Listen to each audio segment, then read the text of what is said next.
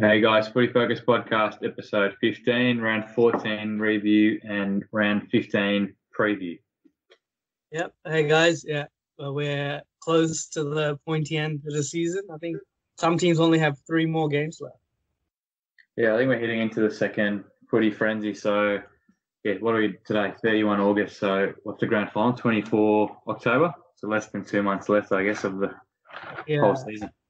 and the next round starts tomorrow night. So I think there's two games on. So Yeah, it's a quick turnaround. Yeah, the next round's only like four days, and then yeah. there's some buys, and then on Saturday we start again, and it's the Footy Focus Podcast Cup second year.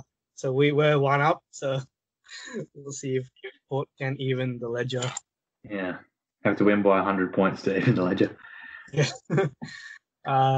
We might kick it off with Port Adelaide's win. How would you describe the win against Sydney? Yeah, it's pretty scratchy. It's a bit like the Hawthorn performance. So, I guess good teams still get the 4 points. That's probably the story of the day. But yeah, well below the best. First half really told the tale. Second quarter was the difference. I guess 4-0. First half was plus 20 clearances. First quarter was 11-0 inside 50 tackles, and yeah, 9 of our 11 goals were through stoppages. So there's some positives there. I thought Robbie Gray was best on ground. So 27 plus 2 goals plus 10 scoring involvements. Yeah, his first term really set up the game. You'd want someone like Wines or a Rosie or Amon, one of these mid-20s younger guys to get a couple of best on grounds, ideally, because it seems like Gray and Boak and Rockcliffe, they've been the more sort of best players. Carl Pepper's been good. He's one that's Yeah, right. Pal Pepper's had a good year, but yeah, I think he's got in the coaches' votes a few times. But yeah, Amon's had a nice year without having a few standout games. But yeah, you're right. To win a final, you'd need a few of the I think players to win. I'm probably being a bit critical and harsh, but yeah, it's probably Ollie Wines. You're looking at him to have a couple of big games leading into October. Oh, he's the highest paid player. So you'd like to think he steps up. But Dixon hit a bit of form. Yeah, we talked about it last week. So Melican, he really dominated Melican, 4 goals and 1 goal assist. They switched McCartan onto him in the second half, which I thought it was probably a break even in the second half. And I think Swans have probably found a 10.5 back. He took 4 contested marks. I think 2 intercepts against Dixon. So yeah, maybe the Swans have found something there. Yeah, that's what Mark Fine was saying in their podcast as well. They was saying McCartan look home at centre-half back. And if they can get Daniher or Franklin back next year, then yeah, McCartan might be able to play on that big key defender. Yeah, and Tommy Jonas continued his good years. He helped Papley to 1 goal. The Swans, I thought, Lloyd and Kennedy were probably the best. No youngsters really stood out. Probably Dawson was probably the most impressive. We talked about it before, but he's got an elite kick. I thought they moved Aaliyah into the ruck, Sinclair forward, and obviously McCartan matchup. So I think Longmuir is trying to find, I guess, the best 22 moving forward, especially in those key position posts. Mm-hmm. Marshall as well. So he was back on the weekend, and he's been out for 4 to 5 weeks. He had a pretty quiet game, but there was a stat I saw from Matty Lloyd. Dixon's kicked, I think, 20 goals with Marshall in the side, and I think 7 from 5 games without him. So I think Marshall was the second key tool heading into the rest of the season. Yeah, and Westhoff, do you reckon, does he give up his spot if Georgiades plays or? Yeah, I don't think Georgiades will get a look back in. I think it's probably a Westhoff or Adams. I think one of those can play, not both. So it's probably to be decided in the next couple of weeks when Laddams comes back. Yeah, I'd go with Laddams. I know Westhoff's been a warrior, and he's pretty good, Westhoff, very versatile. But Laddams was just playing really good footy before he got that suspension. Yeah, I think the only hesitation is I think if you play Laddams, you probably need to play Westhoff, not Lysette, because if a Hawkins takes hold of us again, you'd probably need a Westhoff to play wing and then drop back. You wouldn't want Amon or Dersma really supporting the mids, the back line anyway. They're not tall enough. So, yeah, there's a few question marks going in. We're not settled lineup by any stretch, even though we're top, I guess. Yeah, it's not a bad thing, like going into the last stretch to have a bit of a down patch, because it would have been hard to maintain that top of the ladder form throughout the year. So you're still on top, so that's a good thing. You can afford to drop a game. Who do you have that's challenging coming up, apart from the Roos? Roos, Essendon, and then Collingwood last match. Okay, so Collingwood won. That might be 50-50, but you'd expect to start favourites in all of them, and get a home final or two. Yeah, you got to win out to finish top. So we'll move on. We'll bypass your review this week, or again, it will be nice. But I think, I thought the Kangaroos Melbourne second half was the worst footy I've seen, but this would be close. Well, that's on smashings like in recent history. Like I think a couple of finals, there've been bad losses. I think even Port got us, a little while ago. But this one, I think, going down to the Suns by 63 points, we only scored 28 points. But scoring shots, that's where it's the demolition. 31 scoring shots to 8. We only kicked 3 points in the second half. So sort of understand, like, with rebuilding and a lot of new players, players that haven't played together, players that are coming back from long-term injuries, players playing for their future, fit players in the stands, like Pittard, Polak, a couple of recruits can't get a game because they're defensive application. But I mean, yesterday so many players had 0 or 1 tackle. Like 12 players had 0 or 1 tackle. So I don't know. I'd probably prefer if Polak did play, just to give us some polish, but obviously Reece Shaw is not happy with him. Similar to maybe how Stewie Dew was with Jared Lyons. Yeah. Can you see a comparison? Yes, I think the rest of the footy world can't figure out why he's not in the team. Maybe, I think the Pollock thing, I think the first thing was he went against that coach's instructions. He might have done it again. So there's a lot we don't know behind closed doors. Not like him playing is going to make a difference to finals or anything, but I mean, it could easily be that, and you wouldn't expect Reece Shaw to say that publicly, I guess. Yeah. I reckon, just trade him. Try to trade him, pay some of his salary, big salary, and try to maybe get a second round. Like hopefully, first half of the second round would be a win if we can play, depending on how much of the salary we pay. But essentially rock bottom, I'd say. Like, can't remember us being this bad. I know in 2006 we had a bad year, finished third last, but I think that was after we sort of had a couple of goes at finals and then had to sort of start from the bottom. And 2017, when we got rid of all those experienced players, for whatever reason, we just thought a couple of years down at the bottom would be enough, but it clearly isn't. So when injury has hit, it's sort of exposed to that, the lack of depth and development from those mid types. So I think, looking at maybe, this year, obviously, we're going to get picked 2 at 2, hopefully. And next year, we might finish bottom 4 again. So if we can just get a couple of talented players and develop them into good footballers, then hopefully, we won't be down around the bottom too long.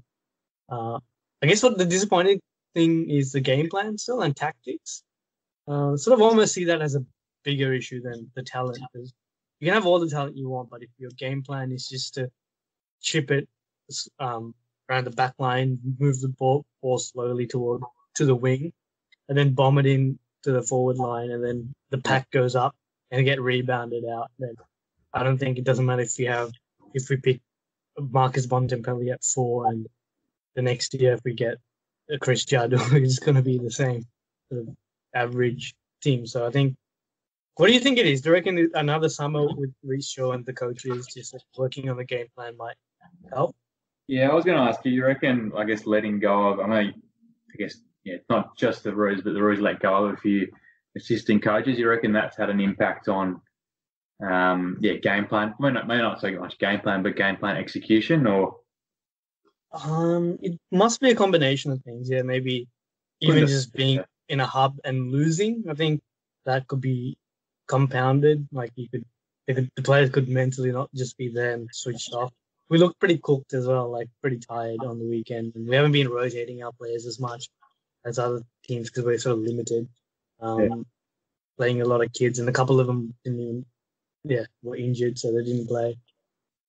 So I think a whole combination of things, and came down to what happened yesterday. When you think, obviously Rachel had a bit of a honeymoon last year. When do you think he's going to come under pressure? Obviously, this year's a bit of a clean slate, but this year, even maybe next year might be another year where we just go, where he can afford to lose and finish bottom four. But if there's no game plan, if improvement doesn't happen throughout the year next year, and we can't find a couple of more kids shine through, then definitely at the start of 2022, pressure will definitely be on.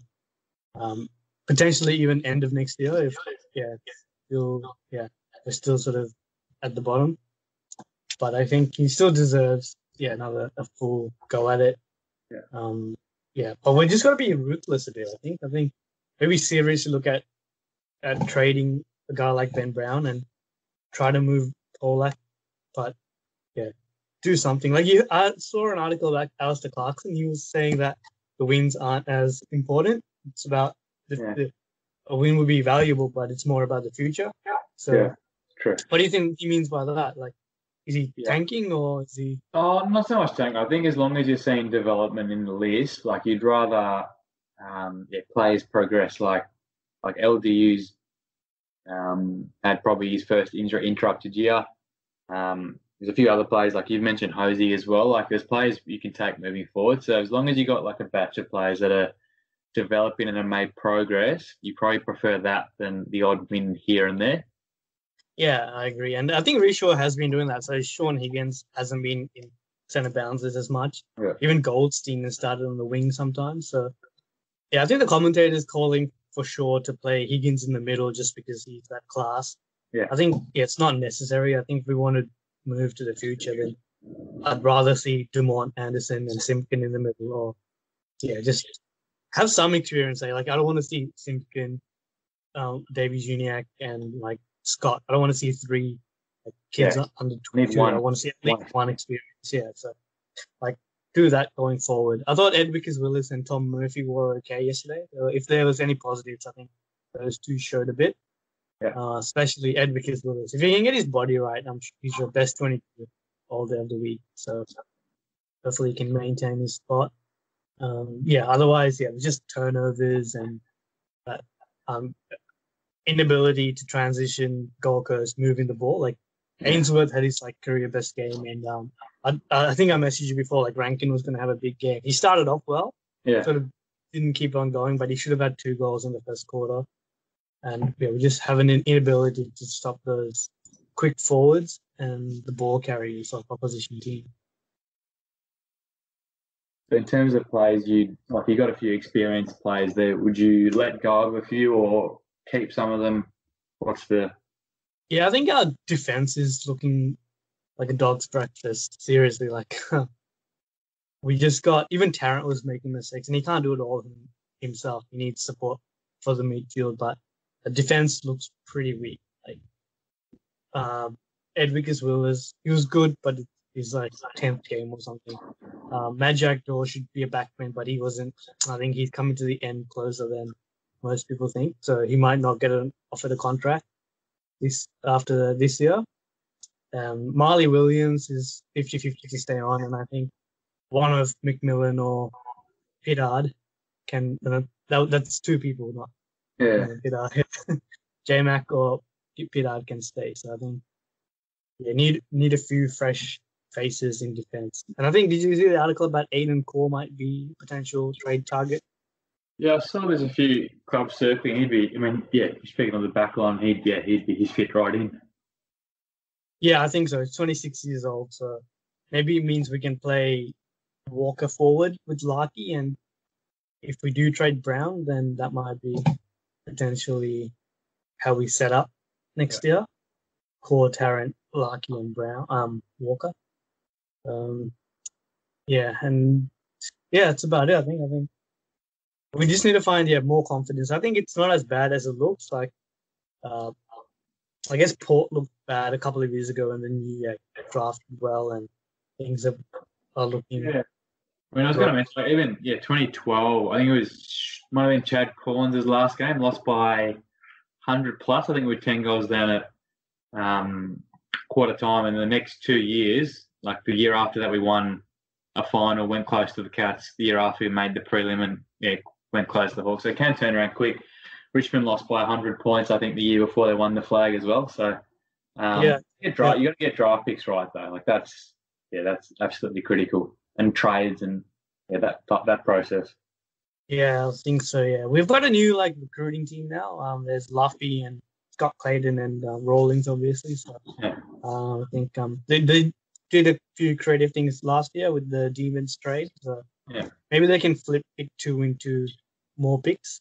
I was thinking maybe pick 2. Maybe there's a guy called Will Phillips, and he played with Rowell and Anderson with Oakley. So if Gold Coast want Phillips, and maybe they might do a deal with us where they can move up to pick 2 and we can drop down to pick 4 and then get a couple of other picks in the first or second round. So something like that might be on the cards, especially if the top 5 or 6 players are even, which I think most years the top sort of bunch generally are. Interesting. Roy's got a big start, big first draft, I guess. It does, yeah. I'm sort of excited for that. So yeah, we'll see. We'll move on to the hot topics, and you want to talk a bit about Noah Bolter's knee to Josh Kennedy's head on Thursday? Yeah, I mean, I think he got the 9 coaches votes, but I'm not sure why he didn't get suspended for the knee to Kennedy's head. Obviously, Kennedy got concussed and ruled out for the rest of the game. I know that sling tackles and all the rest of the holding the balls, like they're predicated on injuries and all that. But yeah, Kennedy was out for the rest of the game. He didn't make an impact on the contest, Bolter. So yeah, I'm not sure why he didn't get at least a week for that.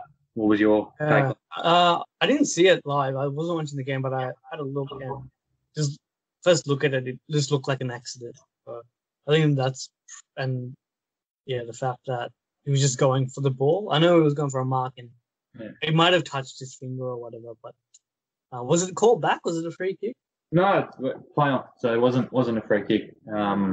He must have got a hand on it or something. Yeah.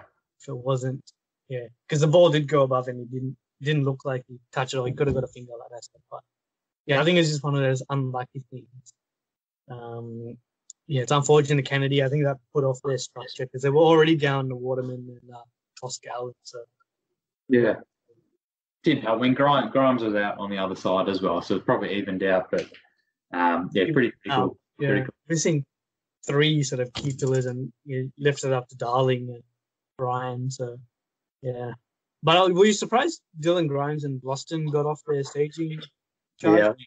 Yeah, it's probably the worst week of the MRO. Like Powell Pepper got off the sling. I think Dalhouse got off rough conduct as well. So I don't think any of the decisions last week I agreed with.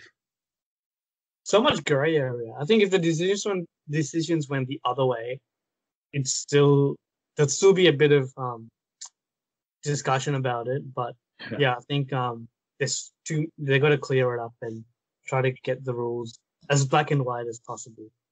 Yeah, no, I agree. I don't know how Grimes got off that. Like, he was clearly staging. Like, I don't know. They must have done something, changed the definition or something. So Joe Daniher was back after 467 games. How do you think he went? Got them to win? So probably the difference in the end, like Andy McGrath was probably best on, but 3 goals, 3 contested marks, 9 out of 10 of his marks in the second half. Came back from 6 goals down at half time. So I don't think he's going to play tomorrow because it's off a 5-day break. But I guess if he stays injury free, like Like for me personally, I think Essendon should match whatever offer they get, unless it's a crazy like 4 to 5 year Jack Martin type of offer where the last year's like $1 million. Is he worth $1 million a year? No, I don't think he's worth $1 million. If it's that type of crazy offer, I wouldn't match it. But if it's, I don't know, 500, 600, 700 over 2, 3, probably 2 to 3, maybe 4 as a trigger, based on his injury history, I'd definitely match it. Because you look, I mean, you got Hooker, you got Tom Stewart, Stringer. None of those are key forwards. They haven't won a final in 4 September 2004. Yeah. So It's hard to like offer him more than 2 years on big money, knowing his injuries. If it weren't for the injuries, then he'd easily be worth $1 million. But yeah, you don't know. You'd have to. I don't know. I think he's going. I feel like my gut feeling is he'll be at the Swans. Yeah. Just because there's nothing coming out. There's no news. Otherwise, he'd be sort of more sure, like assured he might stay. But yeah, you're right. He was the sort of reason, and he's sort of his goals were really good. Like he's I think he snapped one from like 45 out that sailed through, and that might have been the match winner. But yeah, his first half was average. I watched a bit of that game actually, and they just couldn't get the ball forward, so he wasn't really impacting the game. But he was matched up on, I think, on McAvoy, maybe Hartley and Frost. So not the best defenders, you would say. So we'll see how he goes against some good quality defenders. But I think they've got Geelong in the next couple of weeks, so that'll be good. Yeah, and he's done this before. Like last year, he came after a long sort of time out of on the sidelines against us on that Good Friday game, and he kicked like 3 or 4 goals and was. I think we got smashed, but he was impressive that game. So one of those rare players that don't need a lot of time in the reserves to have an impact. Yeah, great. I'll ask you about the Eagles. You reckon they can win the flag if grand final's not at Optus? Yeah, I think they can. I reckon they still need to finish top 4 though. Like last year, they missed out on top 4, so that sort of threw their finals campaign out, and they couldn't get it done. So they went down to Richmond, which it nothing to be ashamed of. Like Richmond, took most of the opportunities and kicked straight. And I think West Coast, like we said, they lost Kennedy. We're missing a couple of other players. I think Yo didn't play. Yo didn't play as well. Yeah, I know Richmond were missing some players as well, but I think if they can win the remaining 3 or 4 games, I think they're all winnable. So they should get a final in Perth. And depending on what's happening with corona cases, if they can get a prelim in Perth and get through to the grand final, I think they're a shot. But they're gonna have to start producing away.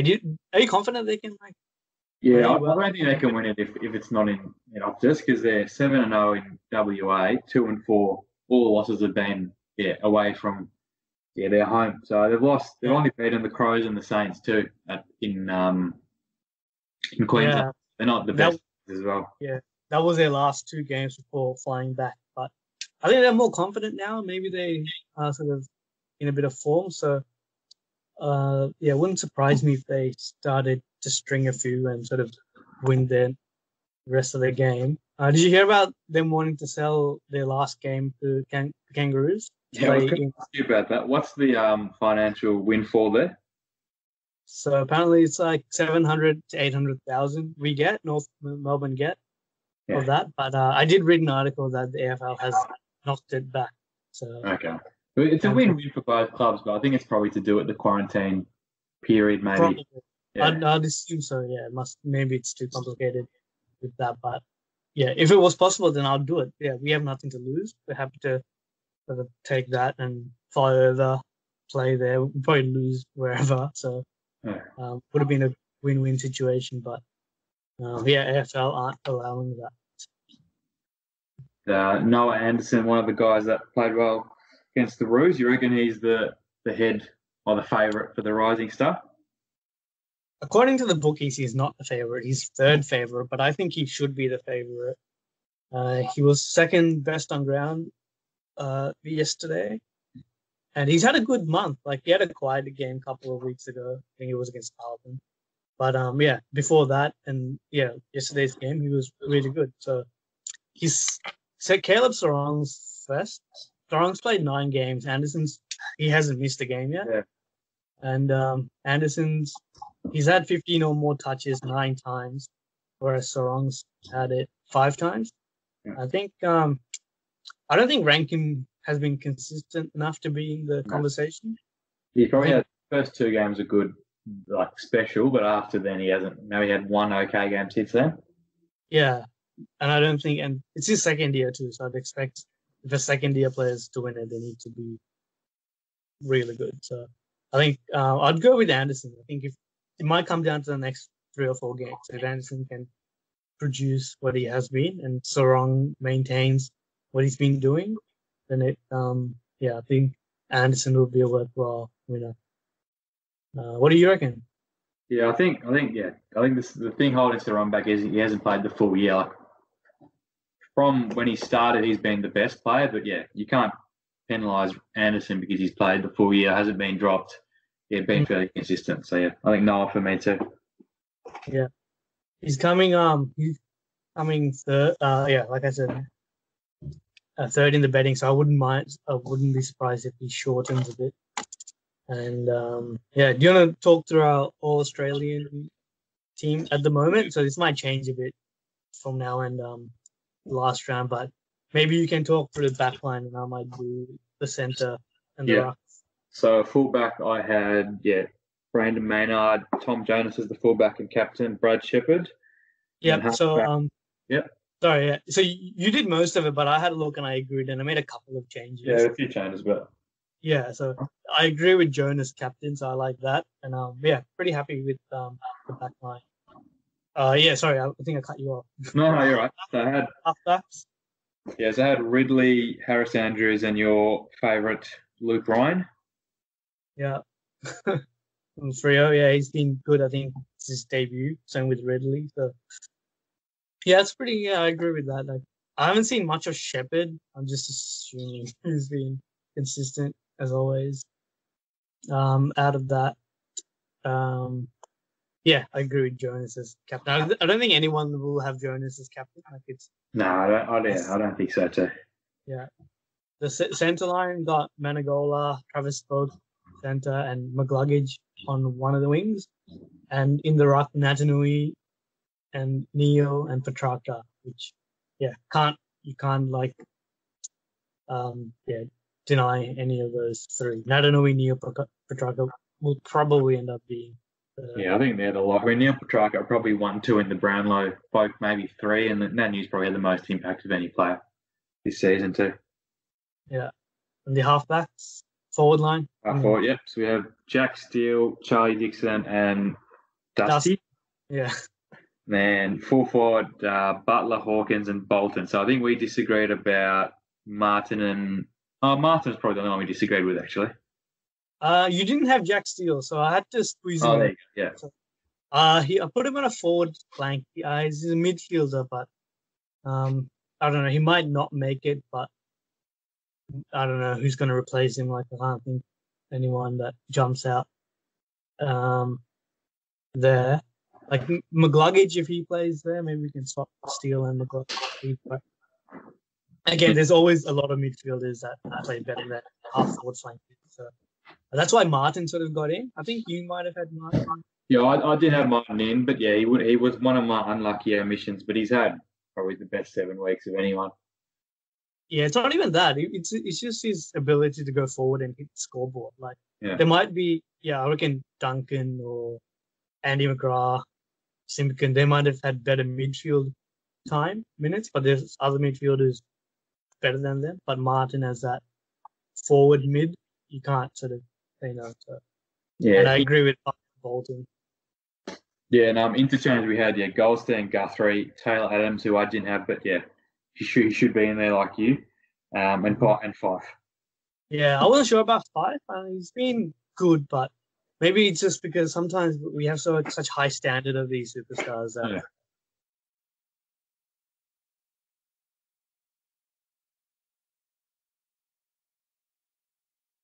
Bolton. So Yeah. got 5 in there, but I think Goldstein, if he's got to sort of maybe have one more big game in the remaining rounds just to like get in there, so it might be a bit borderline. But I took Duncan out. I know we had quite a few Pats players, but to get in Taylor Adams, I had to put Steg Duncan out. I think Adams has had a better year than Duncan. Yeah, I think Adams is far and away Collingwood's BNF winner. So especially with all the injuries too. So it's a good pick by you. Yeah, and you've got Stephen May. Yeah, so he's unlucky. Same with Lloyd and Collins, more down back. It's a pretty tight race for back line. A few others like Andy McGrath, Mitch Wallace, Papley, and Mark Blitzars too. So there's a few. I mean, there's always going to be unlucky players, but we'll see if it changes after the end of the home and away. Yeah, if Mitch Wallace has a good end to the year, then he's one that I might put in there on the flank. But I think Steele should make it. I think he's coming like 4th or 5th. In the he should. He's a lock. Best tagger and one of the best midfielders too. Yeah. Maybe McGluggage, maybe if he's a bit down on his form, might be the one to miss out or fight. But I think that's a good effort. We might update that after the last round. Yeah, rolling. So we got Port and the Roos this weekend. Yeah, on Saturday night. I think it's the only game. It's going to be a fight Saturday. But it's at Metricon, I think. I think it's in Adelaide. Is it? Yeah, pretty sure. How do you think? Do you feel that it's a danger game, or because we normally respond pretty well after a shitty game? Yeah, I think every game from now on is a danger game because I think if we drop one game, like we won't finish top, we might slide out of the top two. So. We shouldn't really drop a game, but I'm pretty nervous about the last couple because any team they can win. I think you only got to be a little bit off when the other team can get you. It's at Metricon. I just had to look. Yeah, it is a Metricon. Sorry, you're right. I think I don't think we'll win. I think Port will be too good. Maybe Brown can come back if Brown plays. I think Larky did roll an ankle or something, so I'd like to see Brown play and maybe kick a couple just to get his confidence up. But I think, Port should have us covered in most areas. Again, it'll be up to like the Butters and Greys, Rosies, the small forwards to take advantage of our sort of dog's breakfast of a defense. Yeah. Midfield battle, I think, I think the guys will have too much fun experience through there. We need Anderson and Simpkin to lead the way when too many players are like the too inexperienced or just not good enough. Like maybe Juniak is still young; he's going to have his up and down games. Paul Ahern hasn't come on, so he might be looking at getting delisted. We'll see how Goldstein goes against Lyset. Is Ladden's back? No, he's got 2 more weeks. No, 1 more week to serve. I think Houston's back this week. Okay. Yeah. And I would like to see how Mackay plays on. Maybe I'll put him on Marshall just to see. Yeah, that'll be a good matchup. Similar age, and I thought Mackay was a bit poor against Ben King. Moved around a bit too easily for a big guy. Marshall's not the strongest, so I'd like to see Mackay sort of take advantage of that. I think Tarrant Dixon will be a good matchup to watch as well. And Brent Brown obviously kicked 10 the last time we played against Port, so that's the other end of the ground's important as well. Yeah, if Brown doesn't get up, maybe Cherry can come back in. Because I think, Majak didn't have a good game. He kept dropping marks. It might be a bit down on confidence. But if we can, if our big guys can get on up and kick a couple, I'd honestly take 8 goals, like double our return this week. That would be a positive. No, I agree. We'll review the cup next week. Sorry, I didn't catch that. Say that again. We'll review the Footy Focus Podcast Cup result next week. Maybe we should get a little trophy made, and the winner can sort of hold on to it. Yeah, you can craft that one. I've got a trophy guy. We've had a couple of trophies made in recent years. All right, until maybe next week. Yeah, we'll catch you guys next week. Yeah.